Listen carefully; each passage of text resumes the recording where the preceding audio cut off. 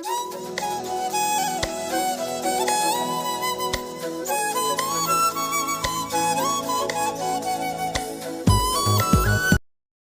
అందరికీ వందనాలండి. మన పరిశుద్ధ గ్రంథంలో నుంచి దావీదు మహారాజు రాసినటువంటి కీర్తనలు 12వ అధ్యాయము కొన్ని వచనాలు మనం ధ్యానిద్దామండి. ఇక్కడ మనం చూసుకున్నట్లయితే చూడండి, మొదటి నుంచి కొన్ని వచనాలు మనం చదువుకుందామండి. యెహోవా నన్ను రక్షించుము, భక్తి గలవారు లేకపోయిరి, విశ్వాసులు నరులలో నుండకున్నట్లు గతించిపోయిరి. అందరూ ఒకరితోనొకరు అబద్ధములు ఆడుదురు, మోసకరమైన మనసు గలవారై ఇచ్చకములాడుచు పెదవులతో పలుకుదురు. యెహోవా ఇచ్చకములాడు పెదవులన్నిటినీ బింగములాడు నాలుకలన్నిటిలో నుండి కోసివేసెను. మీ నాలుక చేత మేము సాధించదము, మా పెదవులు మావి, మాకు ప్రభు ఎవడని వారు అనుకొందురు. బాధపడు వారికి చేయబడిన బలాత్కారము బట్టి, దరిద్రుల నిర్పులను బట్టి నేనిప్పుడు లేచెదను. రక్షణను కోరుకున్న వారికి నేను రక్షణ కలుగజేసేదనని యెహోవా సెలవిచ్చుచున్నాడు. యెహోవా మాటలు పవిత్రమైనవి, అవి మట్టి మాంసములో 7 మార్లు కలిగిన ఉదికిన వెండి అంత పవిత్రమైనవి. యెహోవా, నీవు దరిద్రులను కాపాడదవు, ఈ తరము వారి చేతిలో నుండి వారిని నిత్యము రక్షించెదవు. నరులలో నీచ ప్రవర్తన ప్రబలమైనప్పుడు దుష్టులు గర్విష్ఠులై నలుదిక్కులు తిరుగుబాటులాడుదురు. చూడండి, క్రీస్తునందు ప్రియమైనటువంటివారా, ఈ వాక్యంలో మనం గమనించినట్లయితే యెహోవా నన్ను రక్షించుము, భక్తి గలవారు లేకపోయిరి, విశ్వాసు నరులలో నుండకుండా గతించిపోయిరి అనగా దేవుని యొక్క విశ్వాసము. ఈ రోజుకి వాక్యంలో గమనించినట్లయితే దేవుని యందు ఉండేటువంటి విశ్వాసము రోజు రోజుకి నరులలో గతించిపోతుంది అన్నమాట. అయితే ఎందుకు అని అంటే, మనం ఎప్పుడైతే దేవుని యందు విశ్వాసం కలిగి ఉంటామో అప్పుడు మనము ఆయన యందు విశ్వాసం కలిగి ఉంటే, మనం ఏదైనా అనుకుంటే దేవుడు మనకు తక్షణమే చేస్తాడండి. రెండవ వచనం మనం చూస్తున్నట్టయితే, అందరూ ఒకరితోనొకరు అబద్ధములు ఆడుదురు, మోసకరమైన మనస్సు గలవారై ఇచ్చకములాడు పెదవులతో పలుకుదురు. చూడండి, అందరూ ఒకరితో ఒకరు అబద్ధాలు చెప్పుకుంటున్నారు. ఈ లోకంలో మనం చూసినట్లయితే ప్రతిదీ అబద్ధము. లేచినప్పటి నుంచి, ఉదయం లేచినప్పటి నుంచి మరి సాయంత్రం పండుకునేంత వరకు మన నోటికి ఇష్టం వచ్చినట్టు అన్ని అబద్ధాలు ఆడతాం.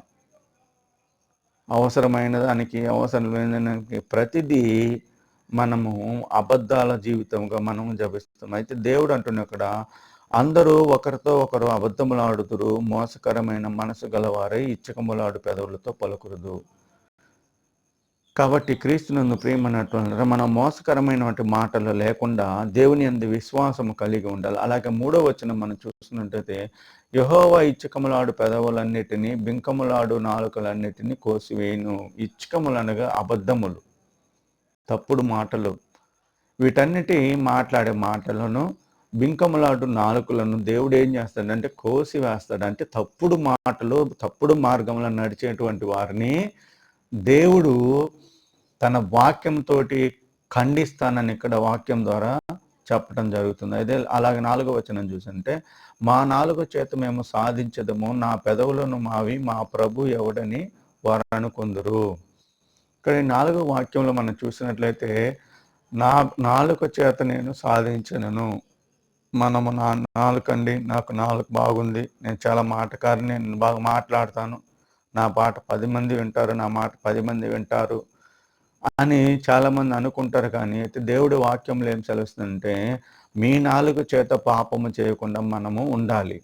అయితే ఏమంటున్నాడు దేవుడు అక్కడ, అలా అనుకున్న వాళ్ళకి ఏం చేద్దంటే, మా పెదవులు వావి, మా ప్రభు ఎవడని వారు అనుకుందరు.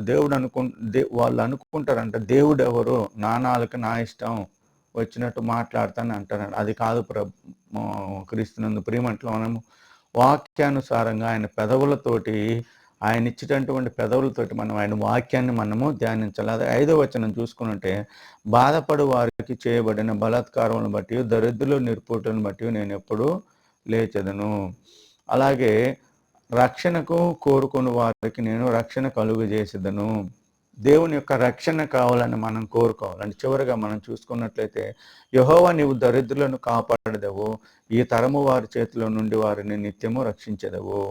మనము దేవుడు దరిద్రులను కాపాడుతాడండి. దేవుడు నా కాడ ఏముందండి, నా దగ్గర డబ్బు లేదు కదా, అందం లేదు కదా, ఐశ్వర్యం లేదు కదా, నన్ను దేవుడు ఎలా కాపాడుతాడని అనుకుంటాడు. కానీ దేవుడు నిన్నే కాపాడుతాడు. కాబట్టి క్రీస్తునందు ప్రేమ దరిద్రులను లేవనెత్తుటకు దీనులను కటాక్షించిన దేవుడు ఈ లోకంలో వచ్చాను. కాబట్టి క్రీస్తునందు ప్రేమంటలో మనం యెహోవా యందు విశ్వాసం కలిగి జీవించే జీవితంగా ఉన్నాము. ప్రార్థన చేసుకుందామని.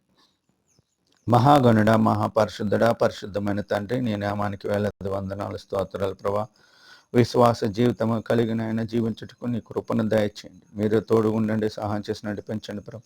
అలాగే నేను ఎవరైతే నేను యూట్యూబ్లో వాక్యం వింటున్నారు ప్రభు, వాక్యాన్ని మీరు వినండి, సహాయం చేసి నడిపించండి. వాక్యానుసారంగా వాళ్ళు జీవించుటకు సహాయం చేయండి ప్రభు. మా నాలుగుతోటి, మా మాటలతోటి, మా చూపులతోటి, మా తలంపులతోటి నాయన పాపాలను చేయటానికి నాయన మాకు సహాయం చేయకుండా ఉండండి ప్రభా. ఆయన మా వాక్యాన్ని దయించండి ప్రభు. పాపాలను దూరంగా ఉంచండి, సహాయం చేయండి ప్రభు. నీ వాక్యంతోటినైనా ముద్రించుకోవడానికి సహాయం చేయండి. మా నాలుగును కంట్రోల్లో పెట్టుకొని అదుపులో ఉంచుకొని వాక్యాన్ని నీ వాక్యాన్ని ధ్యానించుకుని పాటలు పాడుకొని కృపను దయచేసి సహాయం చేసి నడిపించమని యేసుక్రీస్తు నామమున ప్రార్థిస్తున్నాం తండ్రి. ఆమేన్. మీ అందరికీ వందనాలు.